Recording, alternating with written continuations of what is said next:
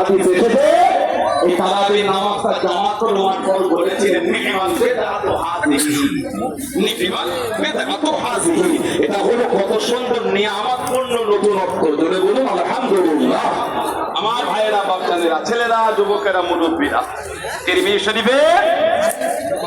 শরীফের রওয়ায়াতে এসেছে তিরমিজি শরীফের হাদিস শরীফে এসেছে 806 নম্বর হাদিসের ব্যাখ্যা ইমাম আবু ঈসা তিরমিজি রাহমাতুল্লাহ যাকে আল্লাহ পাক তিরমিজি শরীফের মুসান্নিফ করেন গোটা কিতাবটা তিনি অন্ধকার অবস্থায় লিখেছেন সুবহানাল্লাহ।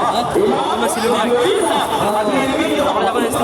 তিরমিজি শরীফে 806 নম্বর ব্যাখ্যা এনেছেন ওয়াকসারু আহলিল ইলমি আলা মা রুবি আন আলী ওমর রাদিয়াল্লাহু আনহুমা ওয়া গায়রিহিমা মিন আসহাবিন নবী সাল্লাল্লাহু আলাইহি ওয়াসাল্লাম 20 রাকাত কিনা হলো উনি বলে বেশিরভাগ ইমামের আলেমের রায় যেটা হযরতে আলী আর হযরতে ওমর রাদিয়াল্লাহু আনহুমা এবং নবী পাক সাল্লাল্লাহু আলাইহি ওয়াসাল্লামের অন্য সাহাবাদের কাছ থেকে বর্ণনা হয়েছে সেটা হলো তারাবির নামাজ হলো 20 রাকাত। জোরে বলো وهو قول سفيان الثوري وابن مبارك والشافعي رحمهم الله। আর এই রায় ইমাম সুফিয়ান সাউরি ইমাম আব্দুল্লাহ ইবনে মুবারক আর হযরত ইমাম শাফিঈ রাহমাহুল্লাহ এই তিনার রায় হলো এটা তারাবির নামাজ 20 রাকাত। তারপরে বলে ইমাম শাফিঈ রাহমাহুল্লাহ বলে وهكذا أدركت ببلادنا بمكة يصلون 20 ركعة।